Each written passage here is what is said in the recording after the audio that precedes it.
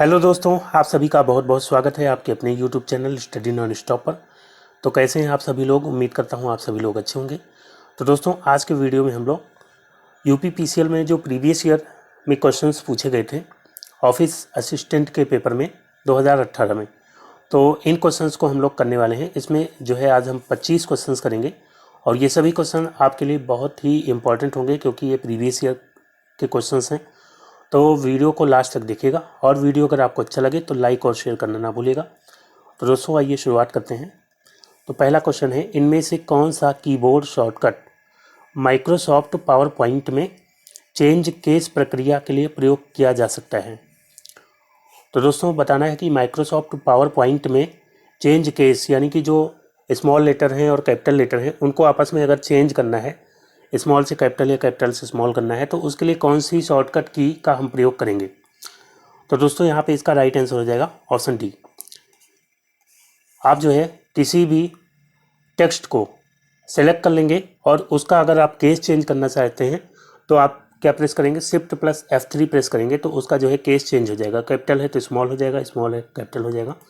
ठीक है, तो यहाँ पे जो है ऑप्शन डी इसका राइट आंसर हो जाएगा। फिर दोस्तों नेक्स्ट क्वेश्चन लेते हैं। अगला क्वेश्चन है, MS वर्ड में टेबल रिसाइज आइकन डैश कोने पर दिखाई पड़ता है। तो दोस्तों, यहाँ पे बताना है MS वर्ड में टेबल को रिसाइज करने का आइकन, रिसाइज मतलब कि घटाने और बढ़ाने का जो आइकन होगा वो किस कोने पर दिखाई पड़ता है? ऑप्शन दिया गया है नीचे बाएं यानी कि बॉटम लेफ्ट में, या ऊपर दाएं, या ऊपर बाएं, या नीचे दाएं। तो दोस्तों, इसका राइट आंसर हो जाएगा ऑप्शन डी, नीचे दाएं, बॉटम राइट। ठीक है, जैसे कोई टेबल है, यहाँ पे जो है एक टेबल मैंने जैसे बनाया MS वर्ड में, इस तरह की कोई टेबल है, तो यहाँ पे आपको जो है आइकन दिखाई देता है राइट साइड में और एकदम नीचे की तरफ। तो इस यहाँ पे जो है माउस आप क्लिक करके जब इसको ड्रैग करते हैं तो इसको छोटा या बड़ा कर सकते हैं आप। ठीक है, तो यहाँ पे जो है राइट साइड में नीचे की तरफ जो है दिखाई देता है। तो रिसाइज आइकन कहाँ पे दिखाई देता है? Bottom right. D option right answer हो जाएगा। फिर दोस्तों नेक्स्ट क्वेश्चन लेते हैं। अगला है, कंप्यूटर के संचालन को सिंक्रनाइज करने के लिए निश्चित दर पर एक विशिष्ट पल्स उत्पन्न करने के लिए निम्नलिखित में से किसका उपयोग किया जाता है? तो दोस्तों, कंप्यूटर के संचालन को सिंक्रनाइज करने यानी कि जो है क्रमबद्ध तरीके से एक जो है तालमेल बिठाने के लिए जो है और निश्चित दर पर एक विशिष्ट पल्स उत्पन्न करने के लिए किसका उपयोग किया जाता है? तो दोस्तों, कंप्यूटर में सिस्टम क्लॉक होता है, सिस्टम क्लॉक का उपयोग किया जाता है। सिस्टम क्लॉक जो है एक विशिष्ट पल्स उत्पन्न करता है, तो उससे जो है कंप्यूटर का जो संचालन होता है वो सिंक्रनाइज यानी क्रमबद्ध तरीके से हो पाता है। ठीक है, तो यहाँ पे जो है ऑप्शन बी इसका राइट आंसर हो जाएगा, सिस्टम क्लॉक। फिर दोस्तों नेक्स्ट क्वेश्चन लेते हैं। अगला है, CPU के निम्नलिखित में से कौन सा घटक निर्देशों को निष्पादित करने के लिए सिस्टम को निर्देशित करने के लिए जिम्मेदार है? तो दोस्तों, यहाँ पे बताना है CPU के निम्नलिखित घटकों में से कौन सा घटक यानी कौन सा कंपोनेंट निर्देशों यानी कि इंस्ट्रक्शन को निष्पादित करने के लिए यानी एग्जीक्यूट करने के लिए सिस्टम को निर्देश देता है, सिस्टम को निर्देशित करने के लिए जिम्मेदार होता है, बताना है। तो दोस्तों, अगर बात करते हैं CPU की, तो इसके दो पार्ट होते हैं। एक होता है CU यानी कि कंट्रोल यूनिट और एक होता है ALU। इसका मतलब होता है अर्थमेटिक लॉजिकल यूनिट।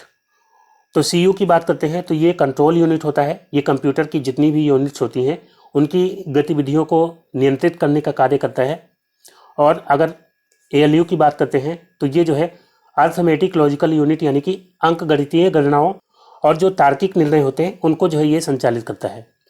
तो यहाँ पे जो है निर्देशों को निष्पादित करने के लिए यानी कि इंस्ट्रक्शन को एग्जीक्यूट करने के लिए सिस्टम को निर्देश कौन देता है? तो ये जो है कंट्रोल यूनिट देता है।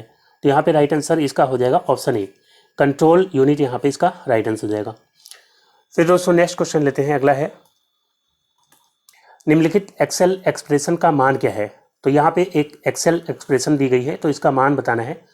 तो दोस्तों, एक्सेल में जो फॉर्मूला कोई भी एंटर करते हैं तो उसको जो है इक्वल टू से एंटर करते हैं। तो यहाँ पे इक्वल टू से एंटर करते हैं कोई भी फॉर्मूला अगर आपको एंटर करना हो।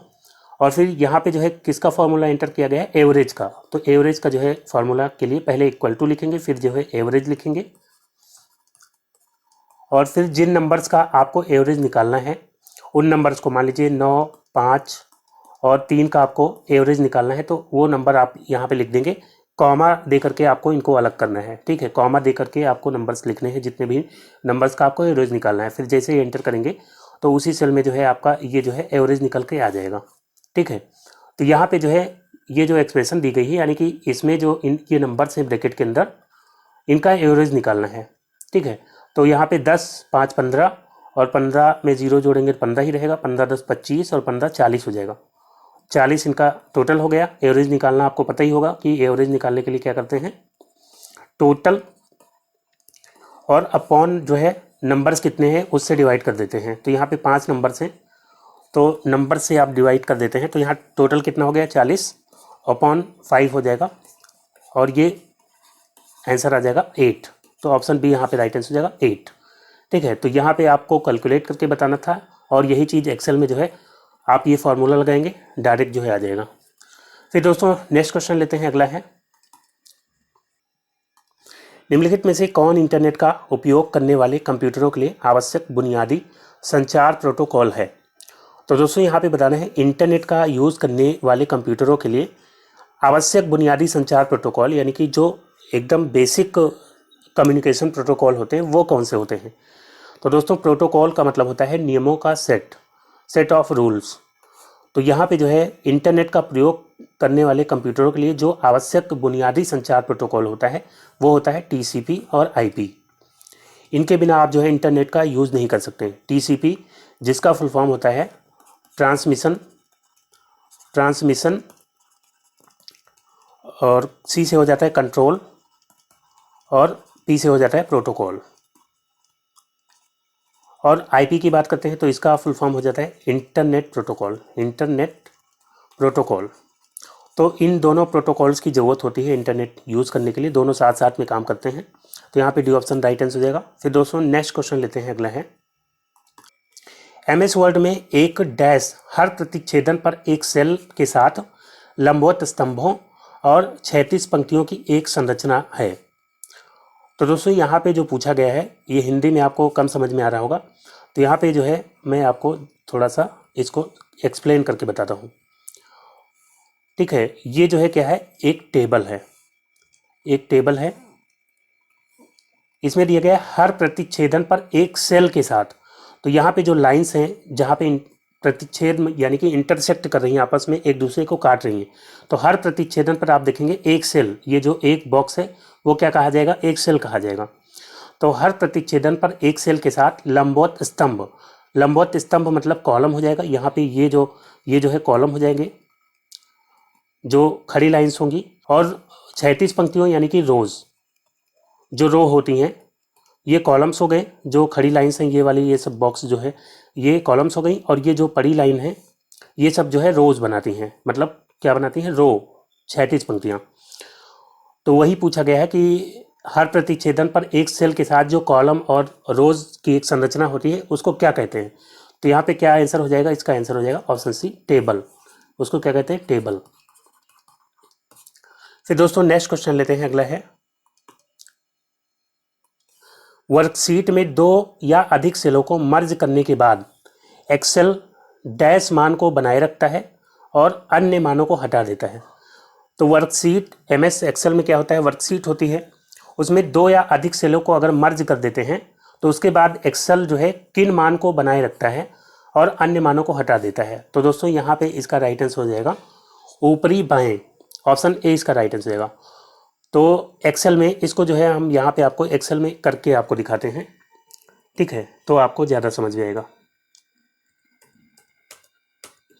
तो यहाँ पे जो है आप एक्सेल सीट देख रहे हैं जिसको वर्कशीट कहते हैं।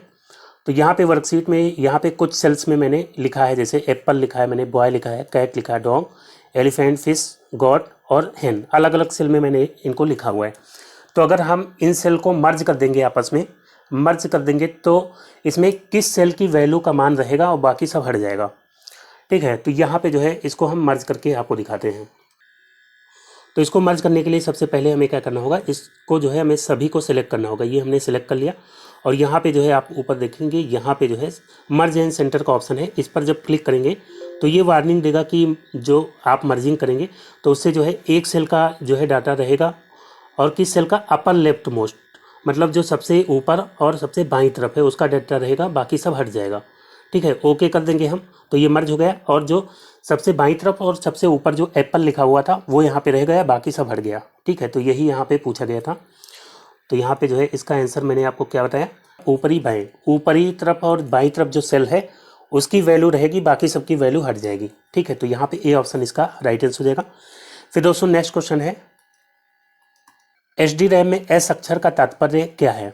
तो दोस्तों अगर हम बात करते हैं मेमोरी की, तो कंप्यूटर में जो मेमोरी होती है वो दो तरह की होती है मेनली।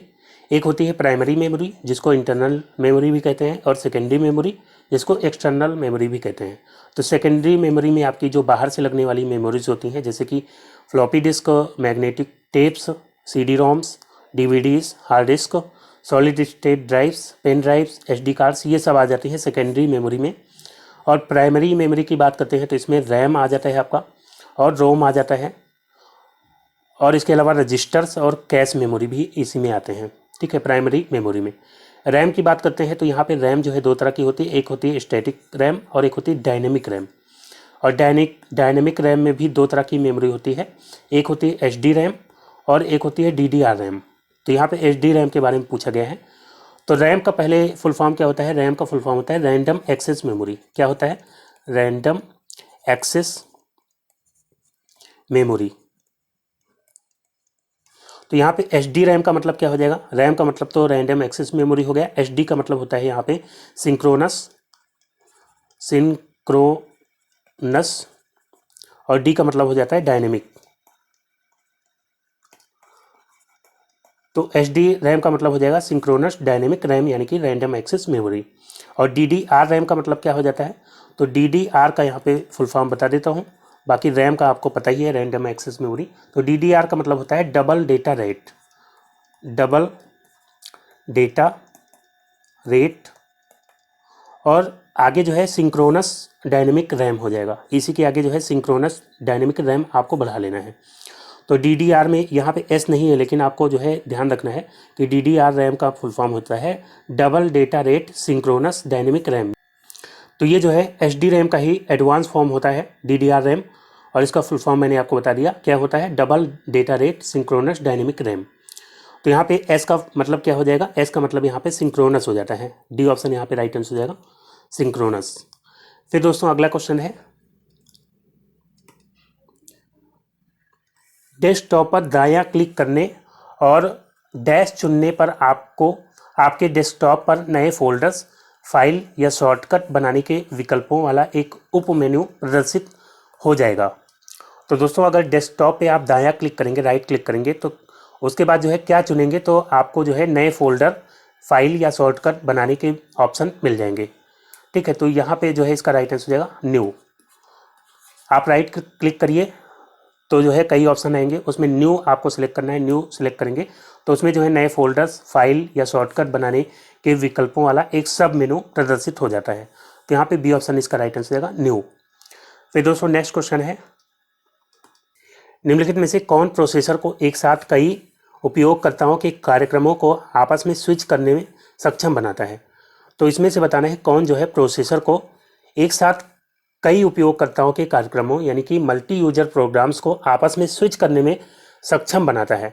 तो दोस्तों इसका राइट आंसर हो जाएगा option D, multi programming. Multi programming के थ्रू आप प्रोसेसर को जो है सक्षम बना देते हैं मल्टी यूजर प्रोग्राम्स को आपस में स्विच करने के लिए। ठीक है, तो यहाँ पे डी ऑप्शन इसका राइट आंसर हो जाएगा, मल्टी प्रोग्रामिंग। फिर दोस्तों नेक्स्ट क्वेश्चन लेते हैं, अगला है यूनिट GBPS, जिसका उपयोग इन दिनों नेटवर्क लिंक की क्षमता को मापने के लिए किया जाता है, उसका अर्थ क्या है। तो दोस्तों नेटवर्क लिंक की क्षमता को मापने के लिए जो GBPS का प्रयोग किया जाता है, इसका जो फुल फॉर्म यहाँ पे पूछा गया है, तो इसका फुल फॉर्म होता है गीगाबिट्स पर सेकेंड। यहाँ पे ऑप्शन ए इसका राइट आंसर हो जाएगा, गीगाबिट्स पर सेकेंड। फिर दोस्तों नेक्स्ट क्वेश्चन है, निम्नलिखित में से किस विकल्प में लिस्ट 1 के तत्व लिस्ट 2 के तत्वों से सही ढंग से मेल करते हैं। लिस्ट 1 दी गई है यहाँ पे, जिसमें IP एड्रेस के शुरुआती बिट्स दिए गए हैं। लिस्ट 2 में जो है IP क्लास दी गई है। तो IP क्लास अलग अलग IP क्लास होती हैं A से लेकर के E तक, A B C D E।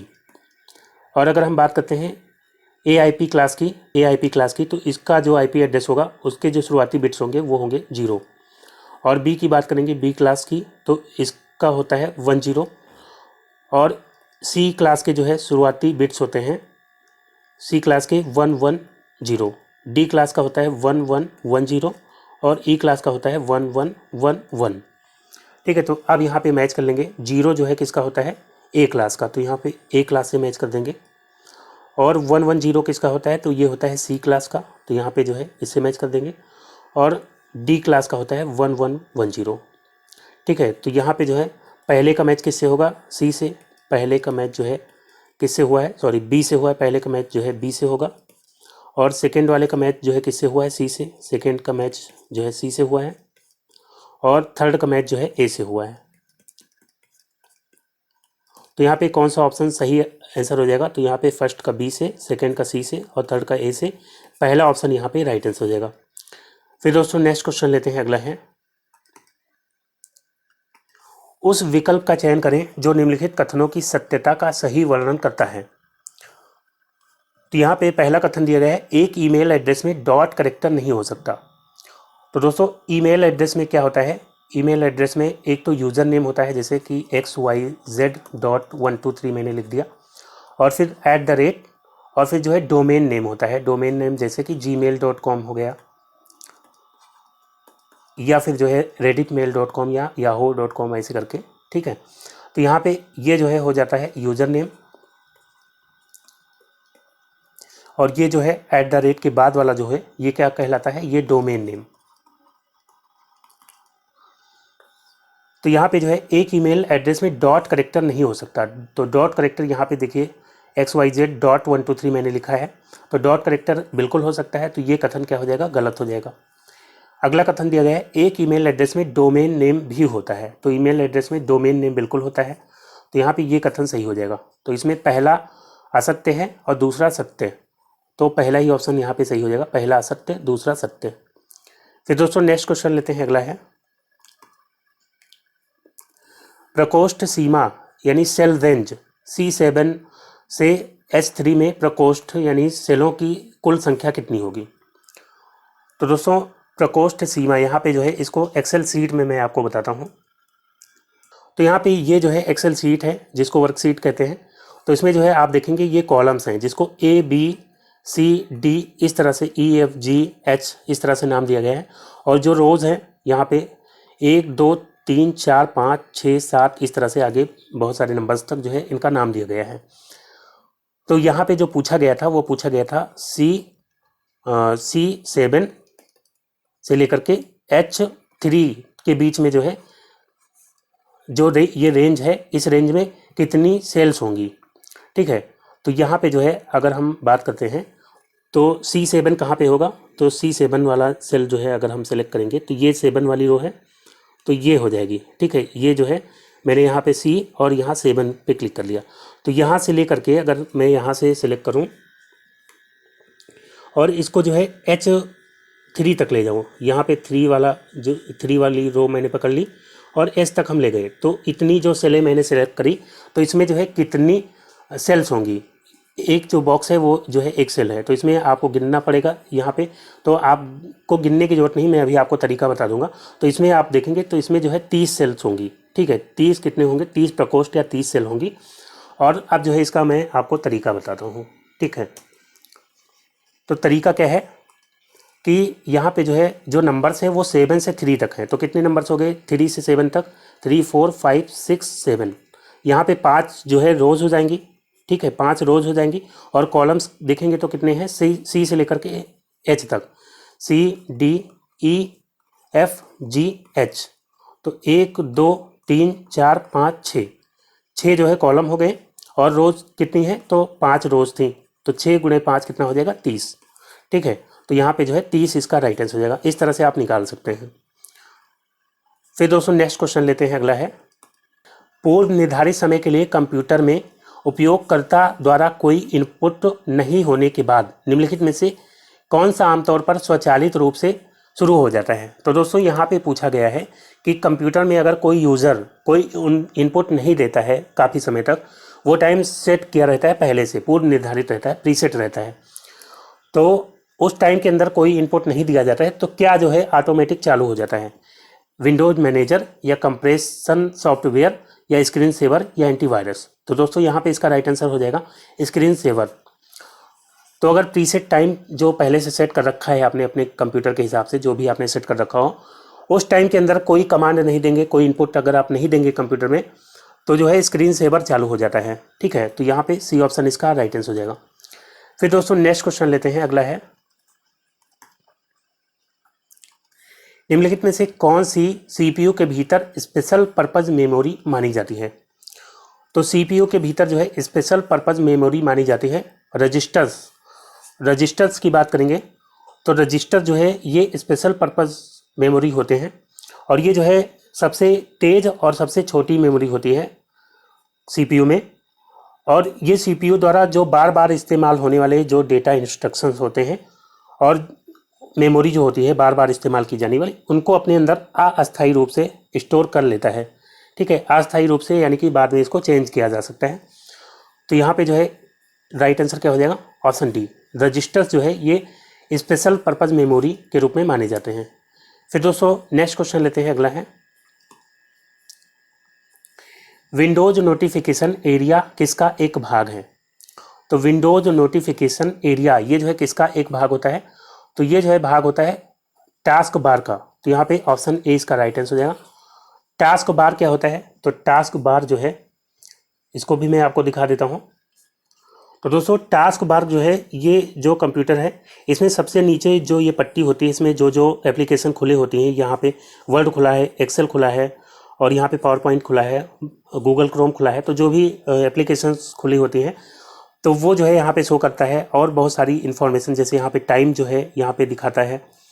और इसके अलावा जो है जो यहाँ क्वेश्चन में पूछा गया था कि विंडोज़ नोटिफिकेशन एरिया, वो भी यहीं पे आपको टाइम के आसपास जो है दिखाई देता है। जो भी नोटिफिकेशन होती है विंडोज़ की तो वो भी जो है इसी टास्क बार का ही भाग होता है। तो यहाँ पे जो है राइट आंसर क्या हो जाएगा, यहाँ पे जो है राइट आंसर हो जाएगा आपका यहाँ पे टास्क बार जो है राइट आंसर हो जाएगा। और टाइटल बार की बात करते हैं तो टाइटल बार क्या होता है, टाइटल बार जैसे कोई फाइल खुली होती है, जैसे MS वर्ड की फाइल है तो सबसे ऊपर पट्टी होती है उसमें जो है फाइल का नाम लिखा रहता है, तो वो होता है टाइटल बार। और रिसाइकल बिन, तो इसमें जो भी फाइल डिलीट करते हैं वो रिसाइकल बिन में चली जाती है, बाद में वहाँ से भी आप डिलीट कर सकते हैं या वापस रिस्टोर कर सकते हैं, तो वो जो है रिसाइकल बिन होता है। और विंडोज़ मैनेजर क्या होता है, तो विंडोज़ मैनेजर जो है सिस्टम सॉफ्टवेयर होता है। तो यहाँ पे जो है फिलहाल विंडोज़ नोटिफिकेशन एरिया किसका भाग है, तो टास्क बार जो है इसका राइट आंसर हो जाएगा ऑप्शन ए। फिर दोस्तों नेक्स्ट क्वेश्चन लेते हैं, अगला है वर्ड डॉक्यूमेंट में टेक्स्ट के निश्चित भाग को सेलेक्ट करने के लिए डैश फंक्शन की दबाएं और फिर भी कोई भी एरो की दबाएं। तो बताना है कि वर्ड डॉक्यूमेंट में टेक्स्ट के एक निश्चित भाग को अगर सेलेक्ट करना है आपको तो कौन सा फंक्शन की दबाने के बाद फिर जो है कोई भी एरो की दबाना है। तो इसका राइट आंसर हो जाएगा आपका ऑप्शन डी F8। तो वर्ड में अगर आपको कुछ टेक्स्ट सेलेक्ट करना है तो F8 प्रेस करेंगे, उसके बाद जो है एरो की दबाएंगे जैसे आपको सेलेक्ट करना है। जैसे नीचे के टेक्स्ट सेलेक्ट करना है तो नीचे की एरो की दबाएंगे, मतलब एरो की आप अपने हिसाब से दबाएंगे। उसके बाद जो है वो टेक्स्ट आप जितना आपको ज़रूरत है उतना आप सेलेक्ट कर लेंगे। ठीक है, तो यहाँ पे जो है F8 इसका राइट आंसर हो जाएगा। फिर दोस्तों नेक्स्ट क्वेश्चन लेते हैं, अगला है वेब पेजों को देखने के लिए प्रयुक्त प्रोग्राम को कहा जाता है। तो वेब पेजों को देखने के लिए जो प्रोग्राम होता है उसको क्या कहते हैं, ब्राउज़र कहते हैं। तो यहाँ पे ऑप्शन ए इसका राइट आंसर हो जाएगा वेब ब्राउज़र। ठीक है, वेब ब्राउज़र से जो है आप कोई भी वेब पेज ओपन कर पाते हैं। और कुछ ब्राउज़र्स के जो है नाम यहाँ पे मैंने दिए हैं, जैसे कि यहाँ पे आप डायग्राम में देखेंगे क्रोम जो है ये क्या है, एक ब्राउज़र है। सफारी ब्राउज़र होता है, फायरफॉक्स ब्राउज़र है, माइक्रोसॉफ्ट एज जो है क्या है, ब्राउज़र है, ओपेरा ये भी ब्राउज़र है, इंटरनेट एक्सप्लोरर ये भी ब्राउज़र होता था तो लेकिन अब ये जो है रिटायर कर दिया गया है। तो यहाँ पे जो है ये कुछ फेमस ब्राउज़र्स हैं। फिर दोस्तों नेक्स्ट क्वेश्चन लेते हैं, अगला है निम्न में से कौन सा शब्द उस स्थिति को संदर्भित करता है जब आप एक ऐसे प्राप्तकर्ता को ईमेल भेजते हैं जो विद्यमान नहीं है और ईमेल आपके पास वापस लौट आता है। तो दोस्तों मान लीजिए कोई ईमेल आप भेजते हैं और जहाँ पे जिसको भेजना है वो आपने जो है उसका ईमेल आईडी गलत लिख दिया और ऐसी कोई ईमेल आईडी नहीं मौजूद है, तो वो ईमेल जो है आपके पास वापस आ जाएगी, सेंड तो होगी नहीं। अगर कोई ईमेल आईडी ऐसी है ही नहीं तो सेंड नहीं होगी। तो फिर वो ईमेल जो वापस आ जाती है, तो इस कंडीशन को क्या कहते हैं, इसको कहते हैं बाउंस। मेल जो है क्या हो गई, बाउंस हो गई। ऑप्शन ए यहाँ पे राइट आंसर देगा, बाउंस। फिर दोस्तों नेक्स्ट क्वेश्चन लेते हैं, अगला है, उस विकल्प का चयन करें जो निम्नलिखित कथनों की सत्यता का सही वर्णन करता है। पहला कथन दिया गया है HTTP एक मार्कअप भाषा है। तो HTTP ये मार्कअप लैंग्वेज है, तो ये कथन जो है गलत हो जाएगा। HTTP क्या है, एक प्रोटोकॉल है। HTTP क्या है, प्रोटोकॉल है। इसका फुल फॉर्म होता है हाइपर टेक्स्ट ट्रांसफ़र प्रोटोकॉल, जो है इसका फुल फॉर्म हो जाता है। और मार्कअप लैंग्वेज जो होता है वो होता है HTML, hyper text markup language. ठीक है, तो यहाँ पे ये कथन पहला गलत हो जाएगा। फिर दिया गया है 1010.10.10 एक वैध IP एड्रेस नहीं है, तो ये भी कथन क्या हो जाएगा, गलत हो जाएगा। जो IP एड्रेस होता है वो 4 नंबर्स का सेट होता है, तो यहाँ पे 4 नंबर्स का सेट है 10101010, और हर सेट में जो है 1 से लेकर के 3 नंबर्स तक हो सकते हैं। तो इसमें जो है 2 नंबर हैं, 1 नंबर या 2 नंबर या 3 नंबर कुछ भी हो सकता है। तो ये जो है वैध IP एड्रेस है, और यहाँ पे दिया गया नहीं है, तो ये भी कथन क्या हो जाएगा, गलत हो जाएगा। तो दोनों कथन यहाँ पे गलत हैं, तो ऑप्शन डी राइट आंसर हो जाएगा। फर्स्ट और सेकंड दोनों असत्य हैं। फिर दोस्तों अगला क्वेश्चन लेते हैं, अगला है, उस विकल्प का चयन करें जो निम्नलिखित कथनों की सत्यता का सही वर्णन करता है। तो यहाँ पे भी जो है कथन दिए गए हैं। पहला कथन है एक्सेल वर्कशीट में सभी कॉलम्स की चौड़ाई समान होनी चाहिए। तो ये कथन क्या हो जाएगा, गलत हो जाएगा। एक्सेल वर्कशीट में जो कॉलम्स होते हैं उनको आप ज़रूरत के अनुसार कम या ज़्यादा कर सकते हैं, ऐसा कोई जरूरी नहीं कि सबकी चौड़ाई जो है समान होनी चाहिए। और फिर दिया गया है एक्सेल वर्कशीट में सभी रोज़ की ऊंचाई समान होनी चाहिए, तो ये भी जो है गलत कथन हो जाएगा। तो उसमें आप अपनी ज़रूरत के अनुसार ऊंचाई जो है कम ज़्यादा कर सकते हैं। तो यहाँ पे जो है दोनों कथन यहाँ भी गलत हो जाएंगे, ऑप्शन डी राइट आंसर हो जाएगा। फिर दोस्तों नेक्स्ट क्वेश्चन है, निम्नलिखित में से कौन सा विकल्प सूची 1 के तत्वों का सूची 2 के तत्वों के साथ उचित मिलान प्रदर्शित करता है। तो यहाँ पे सूची 1 में जो है रोम के प्रकार दिए गए हैं। रोम जो कि जो अस्थाई मेमोरी होती है, यानी नॉन वोलाटाइल, यानी कि इलेक्ट्रिसिटी जाने के बाद इसका डेटा जो है उड़ता नहीं है। ठीक है, तो ये स्थायी मेमोरी होती है और इसमें जो है चेंज नहीं किया जा सकता है। और इसके जो है कई प्रकार होते हैं, जैसे कि यहाँ पे पी रोम दिया गया है, और फिर दिया गया है EEP रोम, और फिर दिया गया है EP रोम। तो अगर हम बात करते हैं पी रोम की, पी रोम का फुल फॉर्म होता है प्रोग्रामेबल रीड ओनली मेमोरी। तो इसका जो डेटा होता है वो मिटाया नहीं जा सकता, तो यहाँ पे इसको मैच करेंगे। इसका डेटा जो है ना मिटाए जा सकने योग्य होता है। और EEP रोम की बात करते हैं तो इसकी फुल फॉर्म होती है electrically erasable programmable read only memory. Electrically erasable programmable read only memory. तो इसका जो डेटा है वो विद्युत के माध्यम से मिटाया जा सकने योग्य होता है। तो यहाँ पे सी ऑप्शन इसका राइट आंसर हो जाएगा। इसका डेटा आप विद्युत के माध्यम से मिटा सकते हैं। और EP रोम की बात करते हैं तो इसका जो डेटा है वो इरेजेबल इसका फुल फॉर्म पहले बता देता हूँ।